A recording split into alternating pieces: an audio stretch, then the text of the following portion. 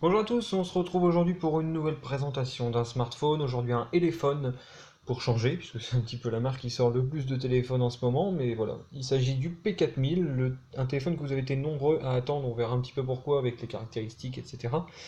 Mais un téléphone qui était reporté, comme souvent avec téléphone. Et donc voilà, maintenant il est dispo en blanc et en noir chez Fundroid pour un peu moins de 160 euros, donc on va voir un petit peu si le téléphone vaut le coup.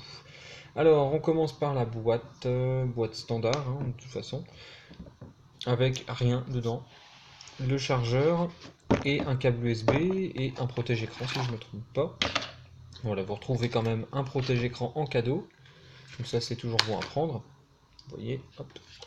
Et sinon, on retrouve le chargeur secteur français et un câble USB, mais vraiment rien de particulier. Après, n'oubliez pas, on est sur un modèle quand même plutôt entrée de gamme, à un tarif donc j'étais moins de 160 euros, donc c'est sûr que c'est pas excessif comparé à ce qu'on pourrait voir chez d'autres fabricants. Alors le téléphone, à quoi il ressemble? Globalement il ressemble à un mix entre le G2 des téléphones et le P6000. C'est-à-dire que vous avez ici les mêmes boutons que sur le P6000, avec un design assez proche du G2, assez épais, forcément, puisque l'argument quand même de vente de ce téléphone, c'était aussi sa batterie, une batterie de 4000, plus de 4000 mAh, donc forcément, ça alourdit un petit peu le téléphone et ça le rend un peu plus épais. Alors, je vais ouvrir la coque, avec une surface à l'arrière très glissante, c'est pour ça qu'il n'est pas évident à ouvrir, une surface assez glissante, et une coque donc qui est rigide, qui est de bonne qualité quand même, mais assez épaisse. Alors, le téléphone à quoi il ressemble une fois ouvert? On est sur un téléphone avec une batterie qui est, on va pas dire soudée, mais qui est collée en tout cas. Donc vous ne pourrez pas la retirer aussi facilement, enfin sans démonter le téléphone, vous ne pourrez pas la retirer, je pense. Et vous retrouvez donc ici les emplacements carte SIM. Vous avez deux micro SIM, une micro SD, et voilà. Mais la batterie donc qui est quand même vraiment volumineuse et qui fait 4600 mAh. Enfin 4420 exactement. Mais voilà, ça fait quand même une batterie qui devrait vraiment proposer une bonne autonomie à la manière un peu du Bluebo X550 qu'on vous avez présenté il y a quelques temps.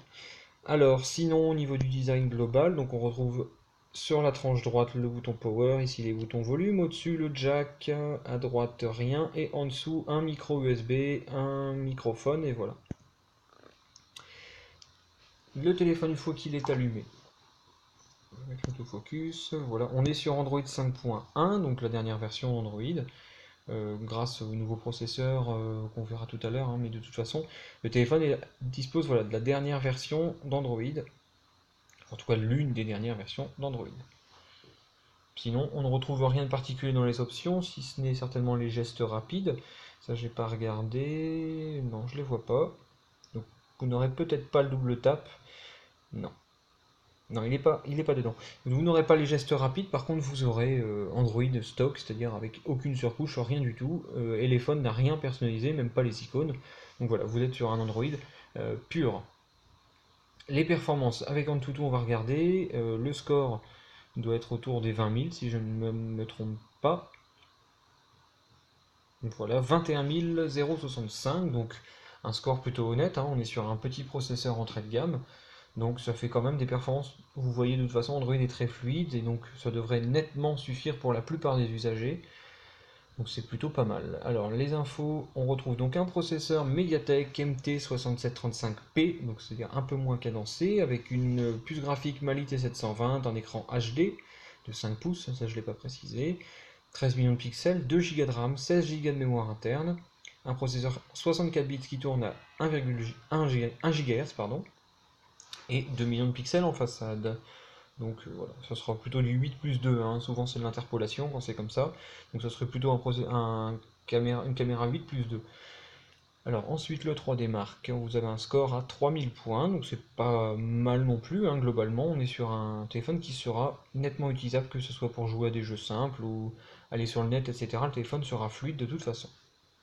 Alors la photo, ce qui est plutôt pas mal, ça pixelise très peu, c'est plutôt pas mal, hein. Pour un petit entrée de gamme, je pense que le capteur photo n'est pas trop mauvais. Après, j'avais essayé de prendre une photo de nuit. C'est vrai que le flash n'est pas forcément le meilleur qui soit, mais globalement, vous avez un rendu qui est plutôt correct. Donc, encore une fois, pour un téléphone de ce prix-là, vous avez quelque chose qui est plutôt juste. Mais c'est souvent le cas avec les phones de toute façon, c'est pour ça qu'ils vous plaisent autant, parce qu'ils ont un tarif très juste pour les performances que vous avez. Alors, la vidéo pour conclure. Ah, il me semble que je l'ai pas mis. Je vais vérifier, mais il me semble que je l'ai pas mis. Alors, on va aller dans gestionnaire de fichiers. Non, j'ai pas mis la vidéo, donc on va aller sur YouTube, ça sera plus rapide. Voilà. Qu'est-ce qu'on va regarder? Allez, un clip.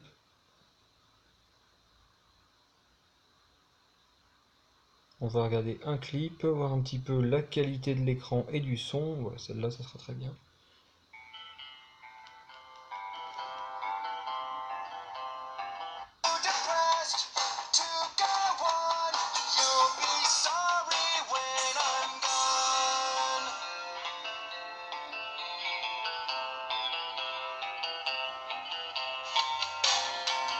C'est pas mal, le son est pas trop mauvais. Ça change un petit peu ce qu'on a l'habitude d'entendre. On va mettre celle-là, hop, pour changer.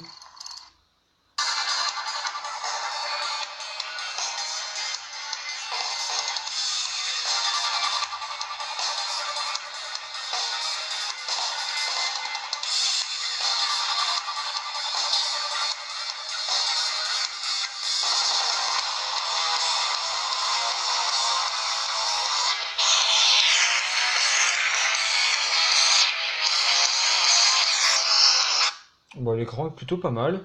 Il a tendance peut-être à manquer de un petit peu jaune, vous savez. Je pense que j'ai un peu de mal à expliquer, vous savez, quand l'écran est un petit peu jaunâtre, ça manque peut-être un peu de blanc, mais sinon c'est quand même plutôt un bon écran et le son est plutôt correct. Vous l'avez vu sur les deux musiques, c'est pas mal, c'est correct. Donc encore une fois, avec Elephone, c'est ça qui est intéressant, c'est que c'est plus ou moins un sans faute. Pour le tarif proposé, vous avez un téléphone très honnête avec une configuration relativement bonne, un petit processeur mais accompagné de pas mal de mémoire, une grosse batterie, un bel écran. Donc encore une fois, avec Elephone, c'est plutôt un sans faute. Donc c'est un modèle que je vous recommanderais très chaudement, sans hésitation. Si vous recherchez un double SIM, en plus il est 4G, toute fréquence. Donc rien à lui reprocher réellement. Donc voilà. C'était une présentation du Elephone P4000 proposé chez Fundroid à moins de 160 euros. Et moi je vous dis à bientôt pour une prochaine vidéo.